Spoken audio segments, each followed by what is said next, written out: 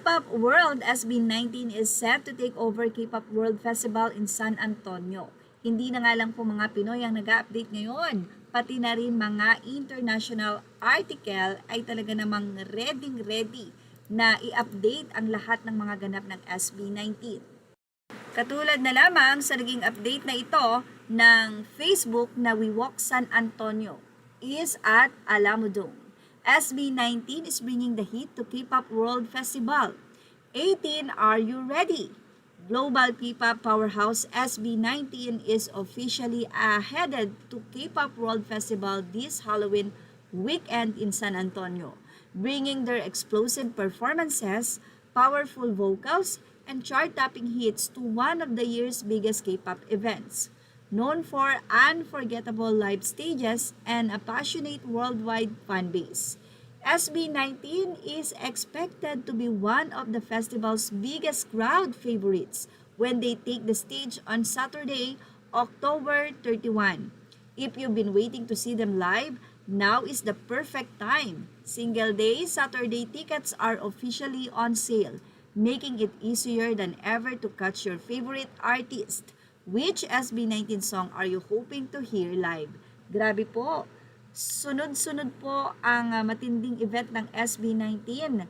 Kaya naman ang mga fans ay very excited din dahil yan naman ang gusto ng mga Caps para sa Mahalima.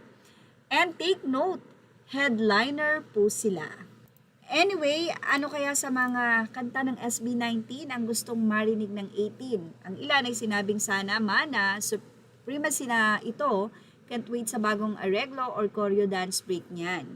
Makita mo dyan ang kaibahan ng SB19, aangat sila sa lahat. Why?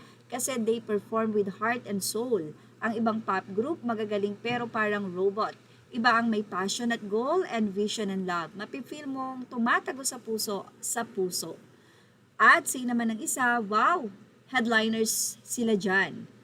Sobrang excited na nga ang mga fans sa nasabi nga pong event na ito. SB19's concert have consistently sold out, both locally and internationally, and that's no coincidence. They have proven themselves through exceptional live performances, outstanding music, and relentless hard work. They've also earned numerous awards and recognition both in the Philippines and abroad.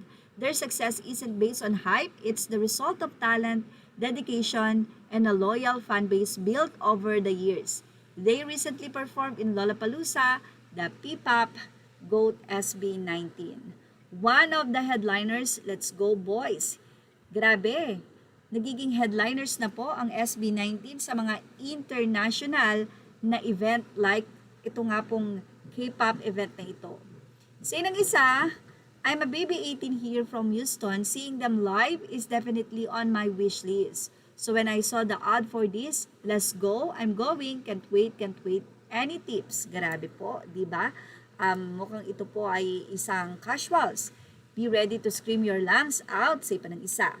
Request naman ng isang 18, Dam, Lawless, Dungka, Mana, Gento, Mapa, Ilaw. All of their album, if possible, but I don't want them to get tired. Grabe po, sobrang excited na nga po ng mga 18, Mapa, Pinoy man yan o foreigner. At yan ang ating showbiz snap update. Images are all credit to the rightful owners. Thank you for watching. Please like, share, and subscribe.